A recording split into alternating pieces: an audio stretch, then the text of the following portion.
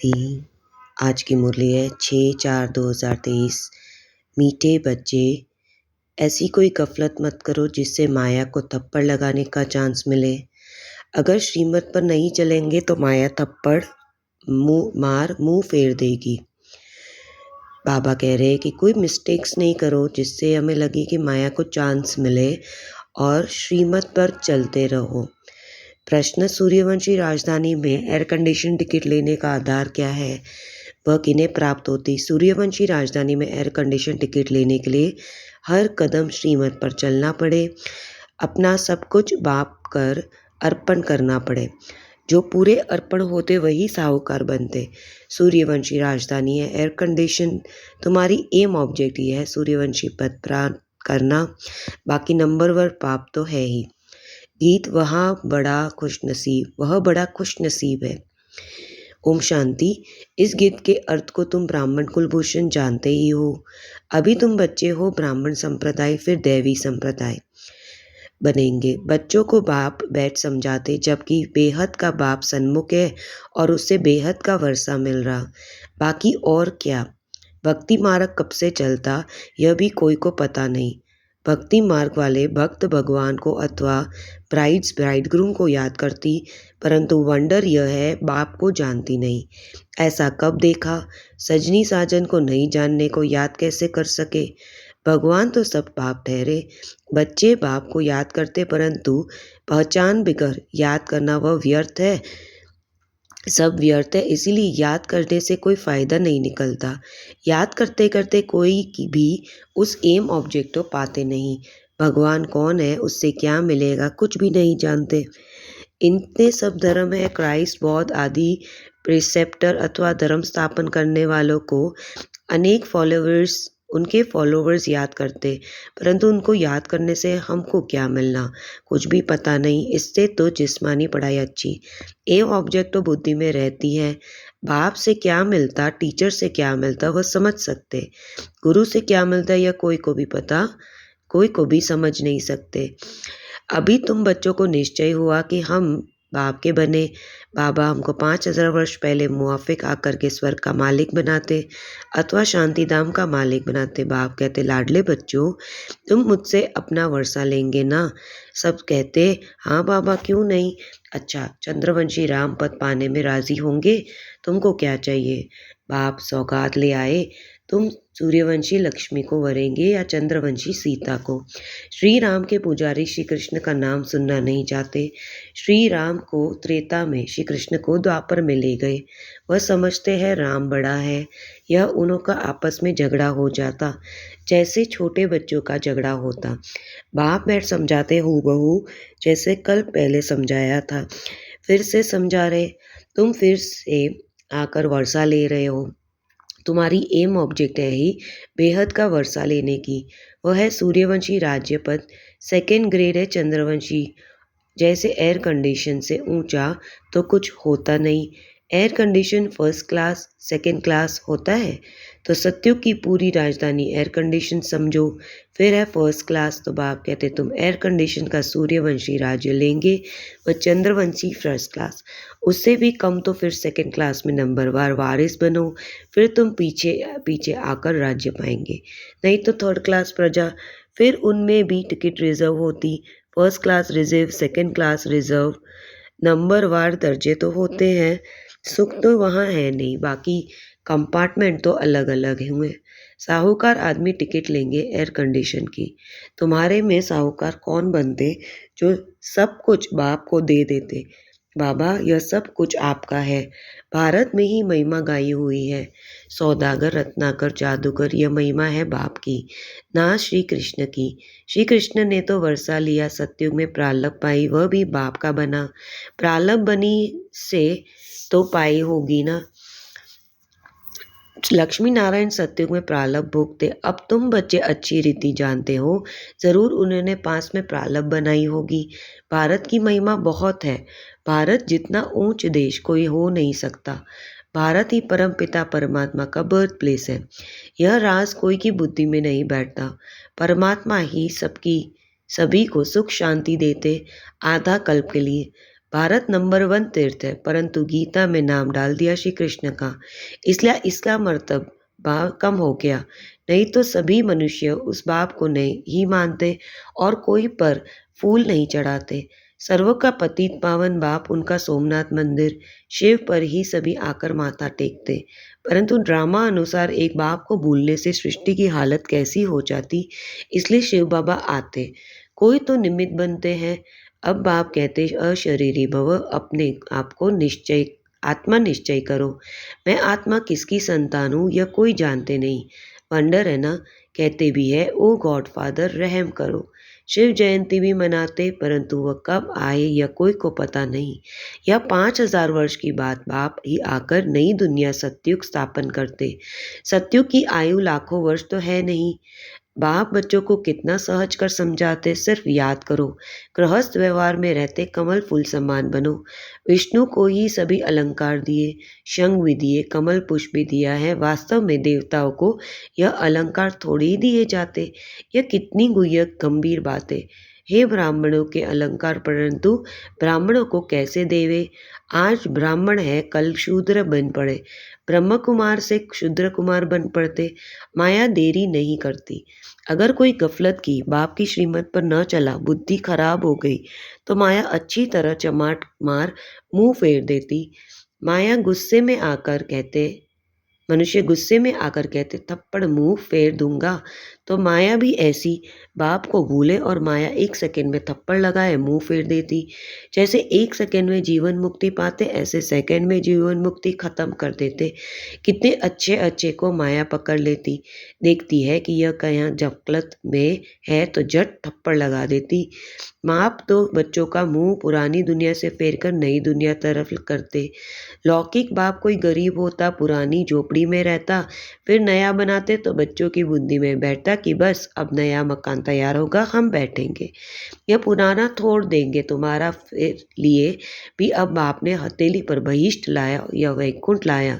कहते लाडले बच्चे आत्माओं से बात करते। इन आँखों द्वारा तुम बच्चों को देख भी रहा हूँ।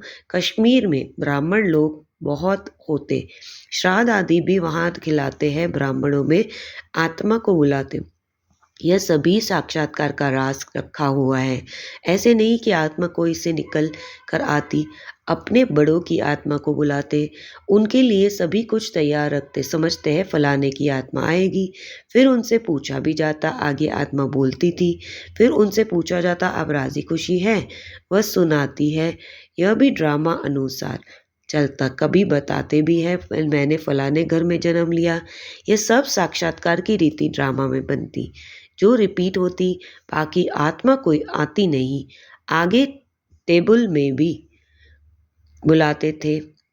बाबा को सभी अनुभव है। अब टेबल में तो आत्मा आ ना सके।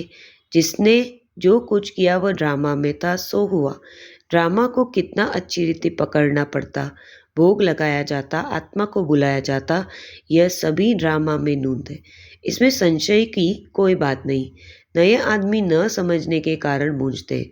बाप जादूगर भी है, समझते हैं मैं ड्रामा के वश में हूँ।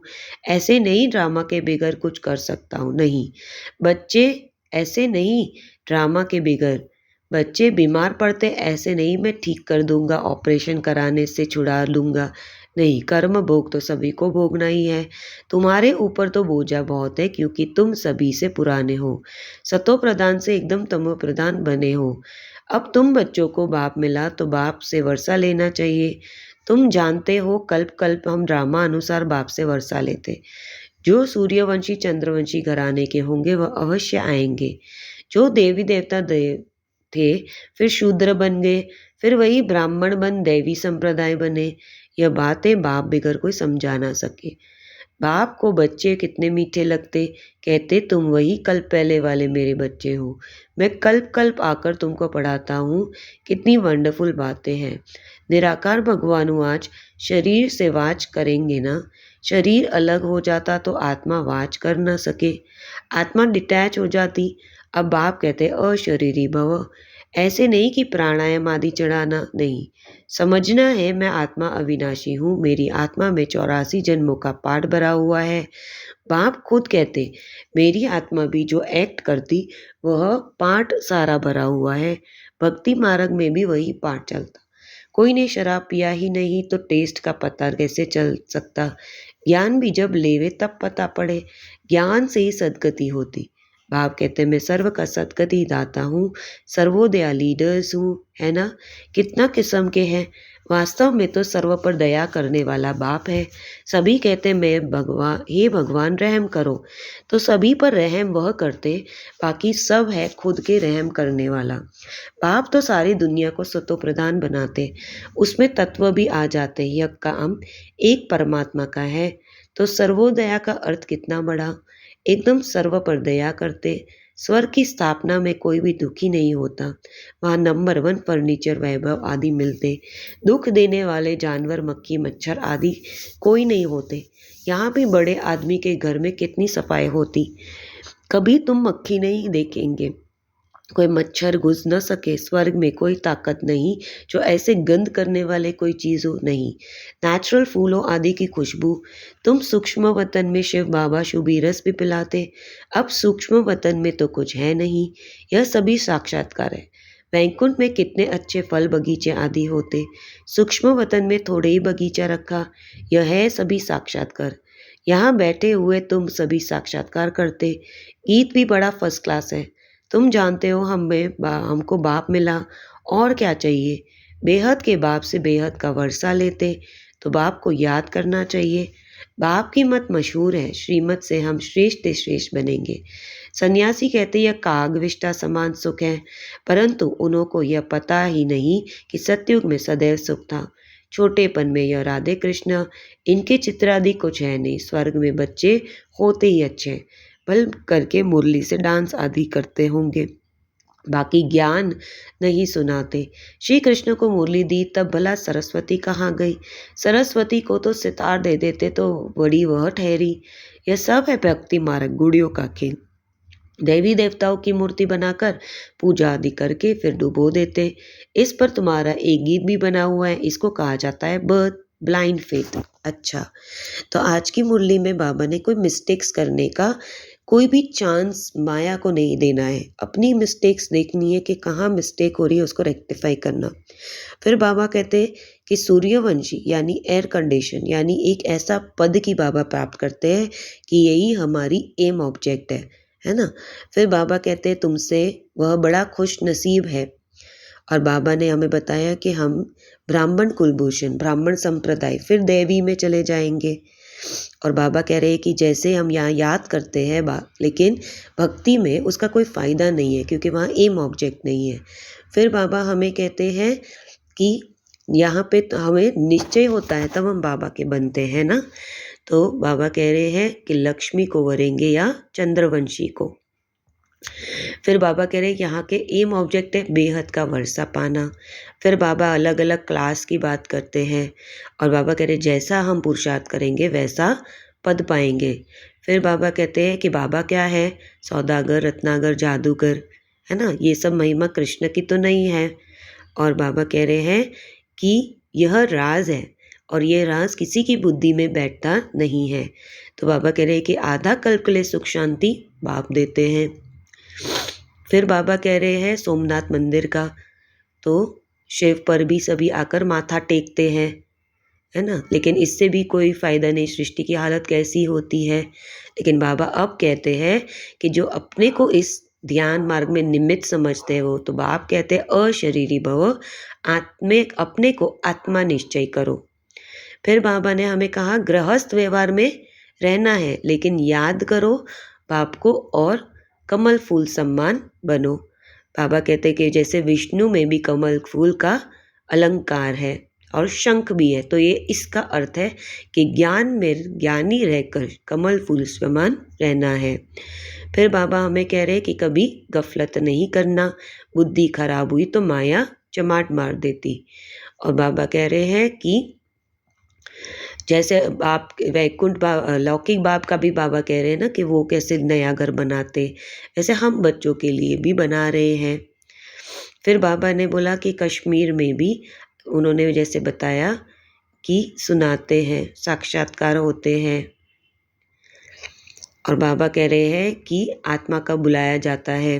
तो बाबा ये सब को गलत कह रहे हैं कि फिर बाबा कह रहे हैं कि ऐसा भी नहीं है कि मेरा कोई ऐसा पार्ट नहीं है कि ड्रामा के बिगैर कुछ कर सकता। मतलब बाबा कह रहे हैं कि अगर कोई बीमार है तो ऐसा नहीं कि ठीक कर देंगे।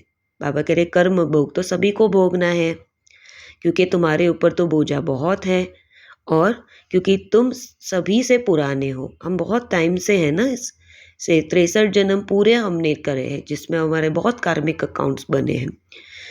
फिर बाबा कह रहे कि शरीर अलग हो जाता तो आत्मा वाच कर ना सके, आत्मा डिटैच हो जाती, और बाप कहते अशरीरी भव। फिर बाबा कहते हैं ज्ञान से ही सद्गति होती है। बाबा फिर कहते दुख देने वाला जानवर, मक्खी, मच्छर आदि कोई नहीं होता वहाँ पे, कोई भी, सब सफाई है वहाँ, नेचुरल है ना। और तुमको सूक्ष्म वतन में शिव बाबा शुभी रस खिलाते। फिर बाबा हमें कहते कि छोटेपन में राधे कृष्ण और भले होते, लेकिन बाबा कह रहे भल करके मुरली से डांस आदि करते होंगे, बाकी ज्ञान नहीं सुनाते, है ना। कृष्ण की बात करते हैं। और बाबा कह रहे कि ब्लाइंड फेथ की बातें बहुत हुई। बाबा कह रहे अच्छा, मीठे मीठे सकल बच्चों प्रति माता पिता बाप दादा का याद प्यार और गुड मॉर्निंग। रूहानी बाप की रूहानी बच्चों को नमस्ते। हर एक इस ड्रामा के वश है। इस ड्रामा को किसी भी सीन को देखते संशय नहीं उठाना। ड्रामा के हर राज को अच्छी रीति समझकर अडोल रहना। अडोल रहना यानी डोंट फुल स्टॉप लगा के स्थिर रहना। अपने को अविनाशी आत्मा समझ इस शरीर से डिटैच हो अशरीरी बनने का अभ्यास करना है। वरदान, करावनहार की स्मृति द्वारा बड़े से बड़े कार्य को सहज करने वाले निमित्त करनहार भव। बाप दादा स्थापना को बड़े से बड़े कार्य स्वयं करनहार बन निमित्त करनहार बच्चों द्वारा करा रहे। करण करावनहार इस शब्द में बाप और बच्चे दोनों कंबाइन। हाथ बच्चों का और काम बाप का। हाथ बढ़ाने का गोल्डन चांस बच्चों को ही मिला है, लेकिन अनुभव यही करते हो कि कराने वाला करा रहा, निमित्त बनाए हुए चल रहा है। हर कर्म में करावनहार के रूप में साथी है। बाबा कह रहे हर अनुभव, लेकिन अनुभव नहीं यही करते हो कि कराने वाला करा रहा, निमित्त बनाए चला रहा है। हर कर्म में करावनहार के रूप के साथी है। तो बाबा इसमें बहुत सुंदर कह रहे हैं कि बाप और बच्चे दोनों कंबाइंड है। हाथ बच्चों का और काम बाप का। तो ऐसे हमें आज निमित्त करनहार भव का वरदान मिला है। सिर्फ हमें स्मृति रखनी है कि बड़े से बड़ा कार्य भी इजीली हो ही जाता है जब हम निमित्त स्टेज में। स्लोगन, ज्ञानी तू आत्मा वो है जो अर्जी डालने के बजाय सदा राजी रहते। यानी बाबा से हमें बस खुश रहना है, और सारी सिचुएशंस अपने आप अपनी स्थिति से काम करती है। इसमें बाबा कोई रोल नहीं है। बाबा कह रहे हैं इसमें अर्जी डालने वाले नहीं बनना है। अच्छा, ओम शांति।